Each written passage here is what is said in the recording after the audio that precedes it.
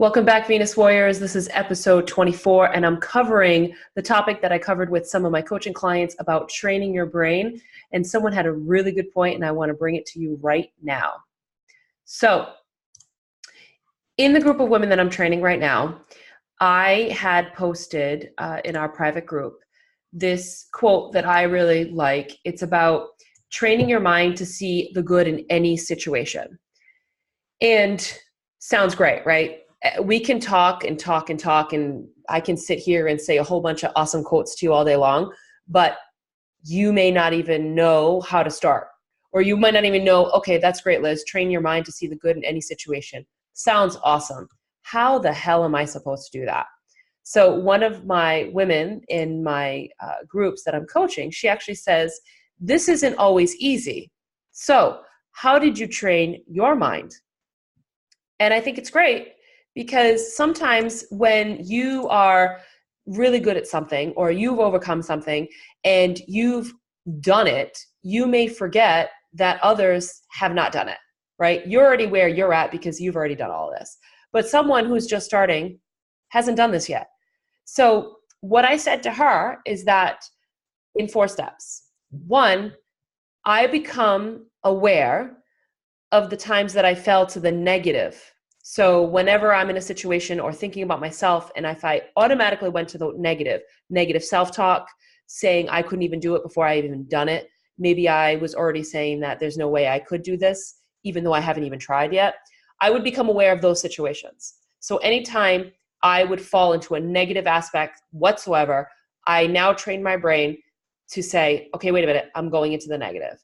And how did I train my brain to do that? Well, I read a lot of books, I had a lot of coaches, and just you listening to this right now, you're aware that there will be times that you will go into the negative. So there, you're now aware, which means that you now have opened your eyes and you cannot ignore it because now you'll realize and you'll notice, I think I am going to the negative. So that's 1. You're going to become aware the times that you do start falling onto the negative thoughts and speaking and all that stuff.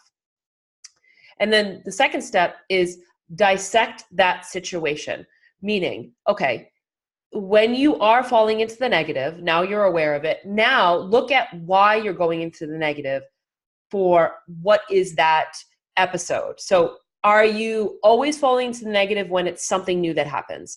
Or are you always falling into the negative when you're asked to do something at work that you haven't done yet? Are you always falling into the negative when someone says, hey, let's go out to this new lounge that you've never gone to, and you're like, oh, no way, there's no way I could ever go in there. Like, what is the situation that you see yourself falling into the negative most often? So that'll be a theme. If you're always falling into the negative, that is the same theme. Maybe it's at work where they are asking you to do something that you're not comfortable with, or you think that you're not confident with. Is it going out into social situations? Whatever it is, now you're going to say, okay, each time I've gone into this negative, it's this type of situation. So now you're aware. You're going to the negative and you know what type of situation it is. The third thing I do is I say to myself, okay, what is one good thing that can come out of this? Even the smallest thing, it doesn't matter. What's one good thing that could come out of this if I do it? So if I do try to tackle this new project that they gave on to me at work, what's one good thing that could come out of that? 1, you will possibly meet new people in the project. So that's pretty cool. 2, you'll meet new people that have different experiences that you have, so you can learn from them. 3, you probably will learn something new, and most likely you'll learn something new that then adds to your skill sets. 4, you probably will achieve it and then show everyone that, wow, we could ask Sally to do this task, and she probably figured it out and that she did an amazing job because she's proud of herself and her work. Why I picked Sally, I have no idea. I don't even think I know a Sally. Do I know a Sally? Yeah, I think I know one Sally. So that's what I do. Any positive. Let's say it's going out to a new restaurant. What's one positive? You go to a new restaurant, so you'll see something different than the same things that you always go to all the time. 2, you get to go out with a friend that you probably haven't seen in a long time, and now you have great conversation. These are anything. You get to wear shoes that your husband bought you this is a crazy story. So a good friend of mine, her husband came back from Portugal and he actually bought her a pair of shoes. And let me tell you, they are hot because I would love these pair of shoes because they are stilettos and they're unbelievable. And for those of you that know me, you know I love stilettos. So there you go. You get to go out and you get to wear those shoes because you're probably not going to wear the shoes picking up the kids from school. And I totally was going to stop myself there because I do wear heels a lot and I do pick up my kids at school with heels on a lot. Anyways, and step 4 is practice, practice, practice. I know you guys hear it all the time and you might be sick of it, but I'm sorry, I'm going to tell you what works. I'm not going to tell you what you want to hear. If you want to hear something that you want to hear, you'll just go on to some other podcast and listen to something that somebody will tell you because it's what you want to hear, but it's not going to give you any damn goals achieved. I was going to go on a really bad rant, so I paused there. Apologies if there are children listening to this podcast while you're listening to it. I like the term that practice makes permanent. Practice does not make perfect. There is no perfect. And so once we get over this idea of perfect and perfectionism and all of that, then we'll start doing things that we never thought we would even do in the first place. So practice makes permanent, which means that if you do this over and over and over again, it's going to become second nature. And that's how I trained my brain. But I did write this post about the aware part because, again, a lot of people may not have the same definition of aware that I do.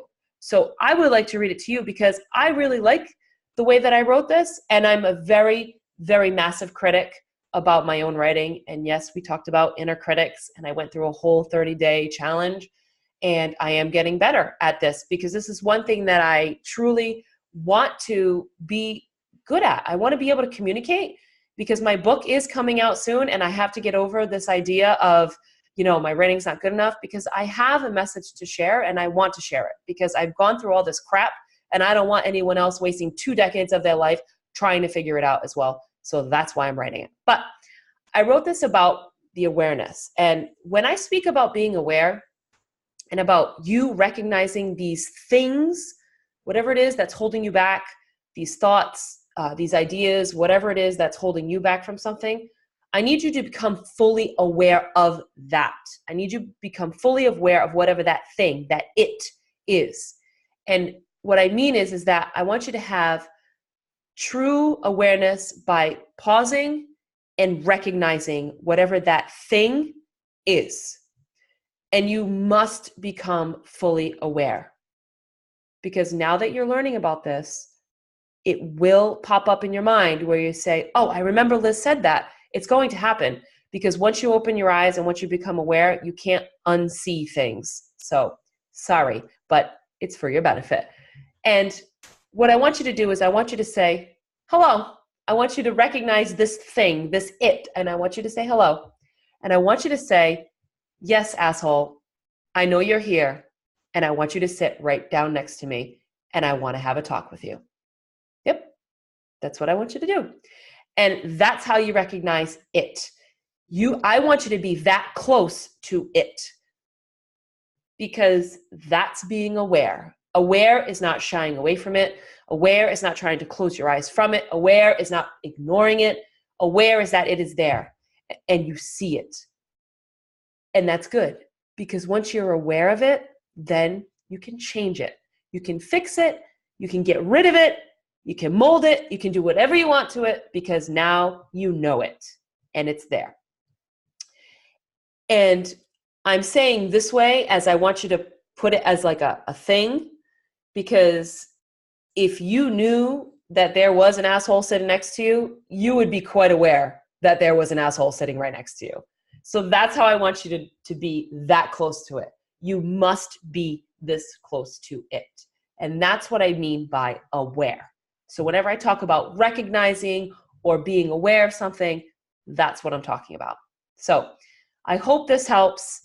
I know it's helped me massively in everything that I've been able to conquer. It took a long time. I don't want you to struggle with it. It's something that takes work. It does.